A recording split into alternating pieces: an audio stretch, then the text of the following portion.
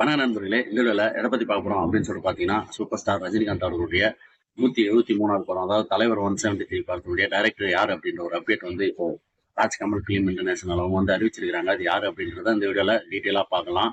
தலைவர் 173 இந்த படம் எப்படி உருவாச்சு அப்படின்னு பார்த்தீங்கன்னா, ரஜினிகாந்த் அவர்கள் கூலி படத்துல நடிச்சாரு. இந்த படத்தை லோகேஷ் கனகராஜ் டைரக்ஷன் பண்ணியிருந்தாரு. இவர் வந்து ஒரு மிகச்சிறந்த இயக்குனர். இவர் வந்து கமலஹாசன் அவருடைய தீவிரமான ரசிகர்னு சொல்லிட்டு அவர் நிறைய மேடைகளை சொல்லியிருக்கிறாரு. இந்த நிலையில லோகேஷ் கனகராஜ் அவர்கள் கமலஹாசனை வச்சு விக்ரம் அப்படின்ற ஒரு படத்தை மிகப்பெரிய வெற்றி படத்தை உருவாக்குனாரு. அந்த படம் மிகப்பெரிய அளவுல போச்சு. அதுக்கப்புறம் பாத்தீங்கன்னா இவங்க கமலஹாசனும் ரஜினிகாந்தும் இணைந்து ஒரு படம் பண்ண போறாங்க. அந்த படத்தை லோகேஷ் கனகராஜ் டைரக்ஷன் பண்ண போறாரு அப்படின்ற ஒரு செய்திகள்லாம் வந்துட்டு இருந்தது. அதுக்கப்புறம் பாத்தீங்கன்னா அதற்கு முன்னாடியே ஒரு படத்துல ரஜினிகாந்த் அவர்கள் நடிக்க போறாரு. அந்த படத்தை கமலஹாசன் அவர்கள் தயாரிக்க போறாரு. இது வந்து ஒரு ஃபேமிலி சென்டிமெண்டான படம், காமெடி கலந்த குடும்ப படம் அப்படின்ற மாதிரி ஒரு விஷயம் வந்துட்டு இருந்தது. ஏன்னு சொல்லிட்டு பாத்தீங்கன்னா ஒரு வெட்டு குத்து இது மாதிரி படங்களே நடிச்சு போர் அடிக்குது.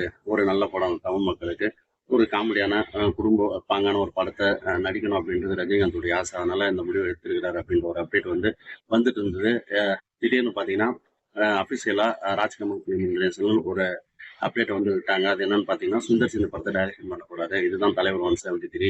அனிருத் அந்த படத்துக்கு மியூசிக் போட போறாரு என்ற அப்டேட்லாம் அவங்க வந்து கொடுத்துட்டு இருந்தாங்க. திடீர்னு பாத்தீங்கன்னா கொஞ்ச நாளா அந்த வேலைகள்லாம் வந்து நடக்கவே இல்லைன்ற மாதிரி இருந்தது. அதுக்கப்புறம் பாத்தீங்கன்னா திடீர்னு சுந்தர் சி அவர் வந்து ஒரு ஸ்டேட்மெண்ட் கொடுத்திருந்தாரு. இந்த படத்துல இருந்து நான் விலக போறேன். எனக்கு வேற வேலைகள்ல கொஞ்சம் பிஸியா இருக்கிறதால நான் வந்து இந்த படத்துல இருந்து விலகுறேன்ற மாதிரி அவர் சொல்லியிருந்தாரு. அதுக்கப்புறம் இதை பத்தின ரூமர்ஸ் நிறைய வந்தது. அவர் வந்து நிறைய கதைகள் சொல்லி ரஜினிகாந்துக்கு பிடிக்கல, இல்ல கமல்ஹாசனுக்கு பிடிக்கல அப்படின்ற மாதிரி நிறைய நியூஸ் வந்தது.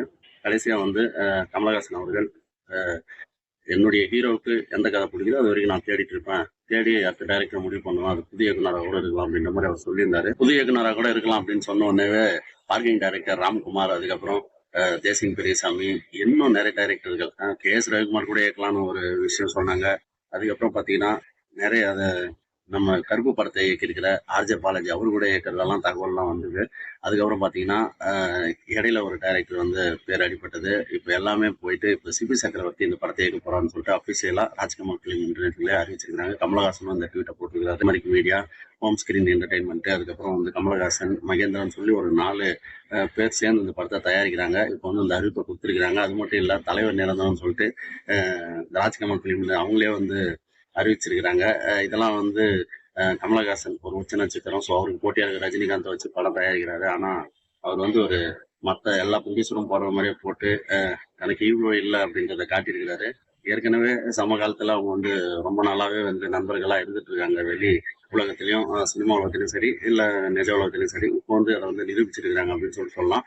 இந்த நிலையில சிபி சக்கரவர்த்தி டான் படத்தை இயக்குனவர். டான் படம் நல்லாவே போச்சு.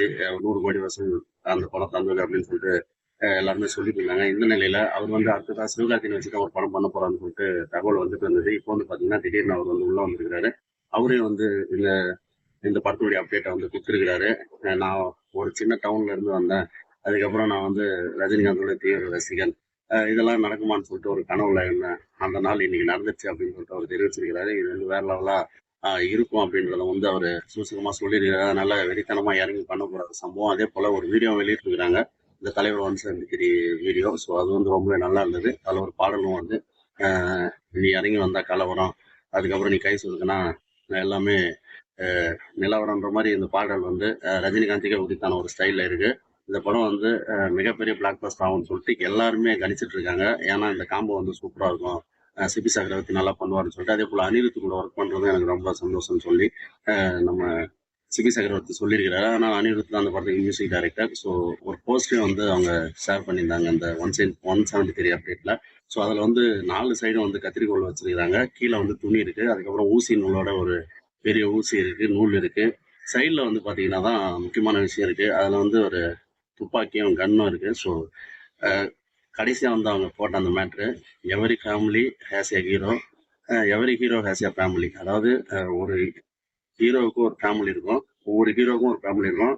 அதே போல எல்லா ஃபேமிலியும் ஒரு ஹீரோ இருப்பாருன்னு சொல்லிட்டு சொல்லியிருக்கிறத பார்த்தா, அதே போல இந்த கத்திரிக்கோள், துணி, அதுக்கப்புறம் இந்த புல்லட் இதெல்லாம் பார்த்தா ஒரு டெய்லர் கடையோ இல்லை டெய்லர் பிஸ்னஸோ பண்ற ஒரு ஹீரோவுக்கு, ஒரு குடும்ப தலைவனுக்கு பிரச்சனை வருது. அதுக்கப்புறம் ஒரு களத்துல இறங்குறாரு. இது ஒரு மாஸ் என்டர்டைன்மெண்ட்டாகவும் இருக்க வாய்ப்பு இருக்கு. அது மட்டும் இல்ல, தலைவர் சூப்பர் ஸ்டார் ரஜினிகாந்த் தான் ஹீரோ, டைரக்டர் வந்து சிபி சக்கரவர்த்தி, அனிருத் தான் மியூசிக், கமலஹாசன் தயாரிப்பு. ஆனா யாரெல்லாம் நடிக்க போறாங்க, யாரு ஹீரோயின், அதுக்கப்புறம் ஒளிப்பதிவு யாரு போன்ற எல்லா கேஸ்ட் அண்ட் குரூவும் வந்து இனிமே தான் ஒவ்வொன்னா வரும். ஸோ வரும்போது தான் தெரிய வரும்.